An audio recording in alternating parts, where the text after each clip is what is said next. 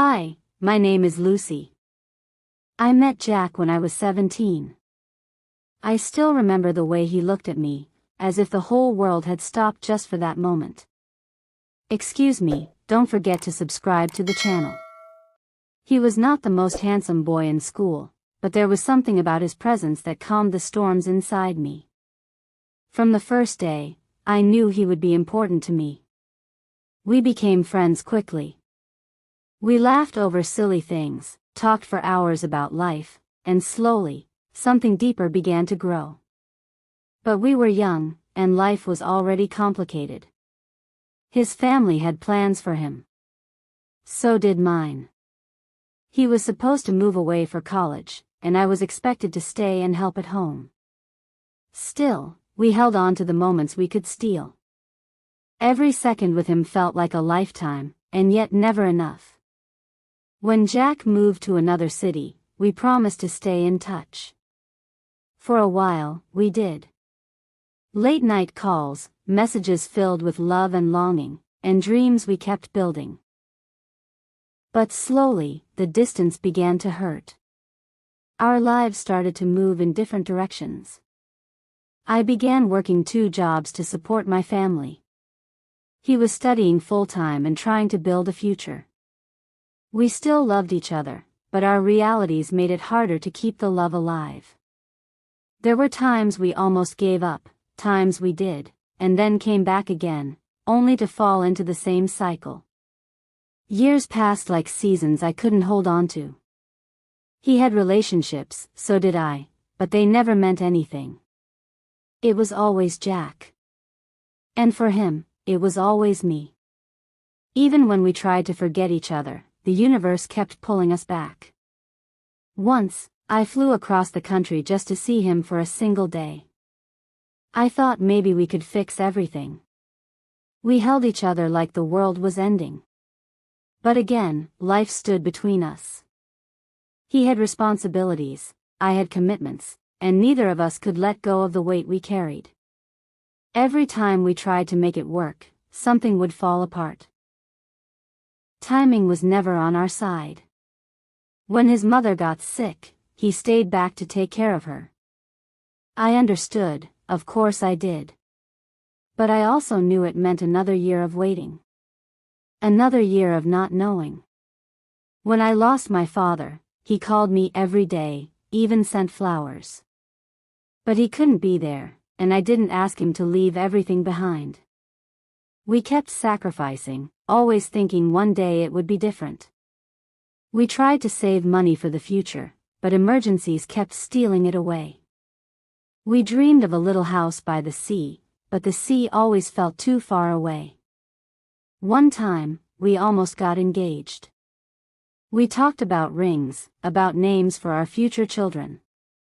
But the night before he was supposed to come see me, his company sent him abroad for a year. He didn't have a choice. I didn't ask him to stay. I couldn't. We were always understanding, always kind, always full of love, and yet never together. It was the most painful kind of love, the one that is always true but never possible. Now, I sit with pictures of him that I keep hidden in a box under my bed. I still wear the bracelet he gave me when we were 20. People often ask why I never married. I just smile and say, life had other plans. But inside, I know the truth. I loved once, with all of me. And though we never had a wedding, a house, or a future together, what we had was real. Sometimes, I still imagine bumping into him in a bookstore or a coffee shop, and everything finally falling into place. But that's just a dream I visit when the world feels too heavy. Some love stories don't end with happily ever after. Some end with silence, distance, and a heart that still remembers. That was Jack. That was us. A love that never died, but never lived the life it deserved. It had been months, but the ache never faded. Every morning, I woke up hoping maybe that day would be different, that maybe the universe would shift just enough to bring Jack and me back together. But life went on, and it kept reminding me that love doesn't always win. I kept busy with work, trying to distract myself. I met new people, smiled in pictures, laughed at jokes, but deep down, I was tired. Tired of pretending I had moved on when I still replayed every moment with Jack in my mind. Our late-night walks, the way he looked at me like I was his whole world, the silence we shared that always felt full. I missed everything. Sometimes we messaged, short and careful, like two people walking on broken glass. We always stopped before saying too much. We both knew it wouldn't help. It wasn't that we didn't want to be together, we just couldn't. There were things too heavy to fix, circumstances bigger than our love. It hurt to admit that, but I had to. I remember one rainy evening, I stood by the window thinking about the first time he kissed me. It was simple and soft, but it felt like a promise. A promise that we couldn't keep. That was the hardest part. Knowing we had something real, something beautiful, and still had to let it go. In time, the memories blurred, but the feeling stayed. I still loved him. Maybe I always would. But sometimes, loving someone means learning to live without them. And that's what I had to do, carry his memory with me, quietly, while building a life he could no longer be part of. Days turned into weeks, and weeks turned into months. I tried to live my life without Jack. But no matter how far I walked, his memory was always behind me. It followed me like a shadow, silent, soft, and full of pain. Some mornings, I woke up and forgot he was gone. Just for a second. I reached for my phone to text him, then stopped myself. That silence, it hurt more than anything. Not because he didn't care, but because we still loved each other. And love, sometimes, is not enough. I started doing new things. I joined a small painting class. I never liked painting before, but now it felt good. It helped me breathe. When I painted, I forgot about time. I forgot about the world. But still, many times, I painted things that reminded me of him. A street we walked on. A cup of coffee we shared. His blue jacket in the snow. The teacher said I painted with feeling. But the truth is, I was just missing him.